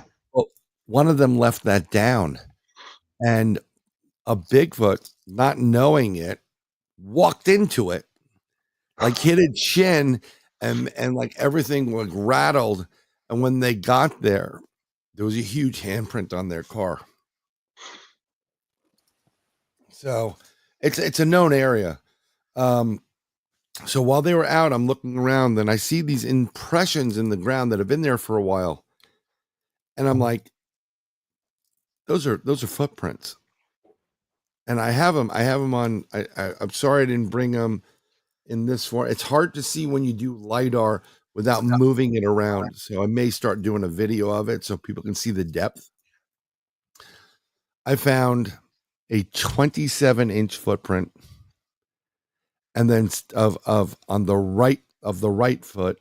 And then if you go back 6 feet and change, you have the left print, which is probably about 28 inches. So it's 27 and 28 inches. Yeah, I pictured in my mind it would be a great cartoon, like mother, like a Bigfoot, son of a bitch. And if you've ever grown up in a certain time period, and we had those metal spikes on the bicycles, the pedals, and you hit that into your shin one time. Yeah, exactly. So yeah. So we're planning on going back out there. There's another person that has some private property that's getting their trailer kind of wrecked around with. Excuse me. And we were supposed to go on the 18th, actually, which was this weekend. But because it's, Easter and Good Friday, no one can do it. But we're probably doing it in May quickly. And then hopefully we get some good evidence. But I told him, I said, if we're having activity, I said, now you invited me to the first one, and I was a guest, and I did what guests do. And even my buddy said, we should have listened to you. I said, but now that I'm kind of part of the crew, like Yeah. I'm not going to shut my mouth. If we're having action in the camp, we stay at the camp. And he's like, yeah, no problem. So Excellent deal. yeah, I mean, they know the area well, and there was this is really a French Canadian family was camping there. They booked the weekend, Thursday, Friday, Saturday, Sunday. They were supposed to leave Monday, so they go in, and this is a different campsite away from where we were. And Saturday morning, early on, like 5 o'clock in the morning, they come back. They go to the ranger and said, yeah, we're leaving. We gotta go. And the ranger's like, but you booked for Thursday, Friday, Saturday, Sunday. And he goes, well, everybody felt uncomfortable with that bear that kept staring at us for 2 days. Yeah. They had a Bigfoot sitting there staring at them for 2 days in the distance, and they noticed it, and it just didn't move. Yep, that one had intentions of who's going to blink first. No, I just think there were kids involved, so I don't know what kind of male or female or how old it is or whatever it is, but they're intrigued about when humans come in there. There's so many different stories about Bigfoot, like little kids having a hairy friend when they used to go camping in the woods.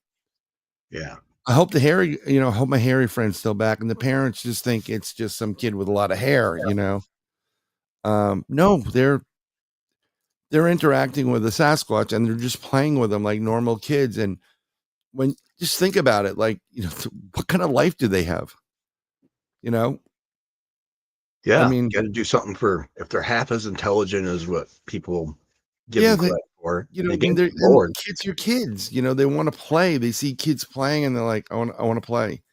I just think it would be funny to see a Bigfoot sitting there, cigarette in its mouth, texting somebody. You okay? Yeah, I'm just going to text somebody. Oh, geez, Kong got with the neighbor kid again. Yeah, seriously. I don't know if you can hear this. Nope, I do.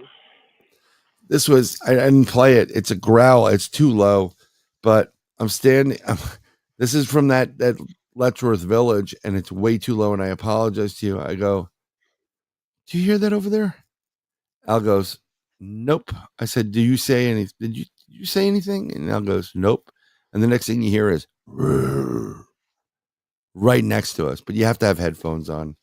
It would have been better. And I jacked it up, but it didn't jack up properly. But well, holy smokes, we're almost 2 hours. So yeah, I'll shut up. I got to call her a night, but we got to have you back because sure, there's too much. Kenny, you should really learn to stop talking every once in a while. Dude, I asked him to call. I'm like, dude, you got to call me. Like, pick up the phone. Old people talk. Wait, ruthless. No, to me, at least defend myself. At the moment, I do 98% of my stuff from my phone, like editing wise. So I have to put everything on do not disturb, and then I go through to make sure I don't purge my battery too bad. And so I do all my editing from there, and then I link up with people on my tablet and my Chromebook. In a perfect world, hopefully, when things pan out a little bit better, I can get a setup and actually use my phone as a phone. Yeah, I'm always able to text, Yeah, no, I hear you. But Al would say something along the lines of, but I know he's full of shit. And then he'd follow it with, I'm sorry, just not buying it. Yeah. I have a ton of sound bites of Al. He fucking drives him nuts. I love it, dude. That's hilarious. Anytime, Amy, you want to do the Rumble thing, we can do. Thank you, Ninja Dave. Need some more stars. We got to get you back. Sure. Just, I I do a pretty appreciate good. taking the time to come on, especially on Good Friday and everything. So thank you very much. I am an ordained minister, but you know what? God likes to hear me talk too. Let me tell you something. I've had my own little conversations with the big guy up there cursing, and I know that if there was a cartoon, because I have a relationship with God and I have a relationship, with Jesus and other individuals or God, angels, whatever it is, and I know there's times when I'm just cursing, and I know like his scribe is going, my lord, Brian's cursing at you again. He goes, yeah, I got him. Yeah, he does need these podcasts. I wish he would just monetize mine. Get people to come over to Third Eye Live. Just go to underneath my name. It says at Brian Bowden after remote viewer. Just like it, sign up, subscribe. I'm trying to build this up. I'm tired of like 15 different channels. I just want to build up one channel, one place. And I will be, if you want to meet me in person, I'll be at Gettysburg Battlefield Bash at the end of July in Gettysburg, PA, raising funds for Gold Star, Blue Star families and other people in need. A lot of paranormal people there over in Gettysburg.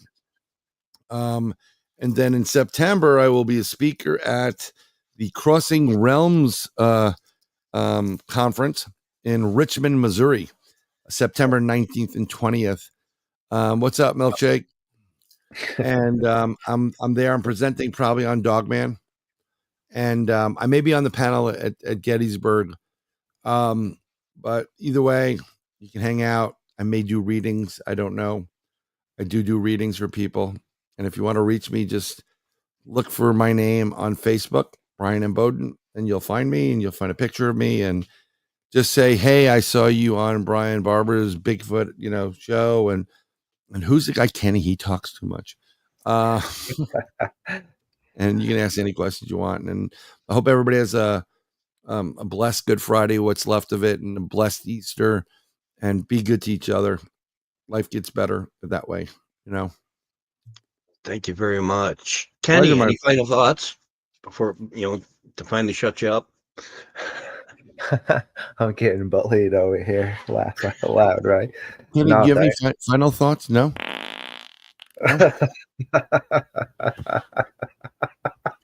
Sorry. No, thanks for having me on and hanging out. I appreciate it for sure. I'm just going to, once we finish up here, do some more editing in the Fox Den / dungeon. Hopefully get another video done. And as Mr. Bowden said, as well as Mr. Barber always says, you got to make sure to definitely give us the thumbs up and subscribe to us. It helps a ton. Yes, YouTube please. is not about the lack of coolness. If y'all don't think we're Captain of the Cool Kids, they sure as heck don't. Right. But yeah. And just, you definitely want to subscribe to Midnight Lycanthropy and for Brian and everybody else.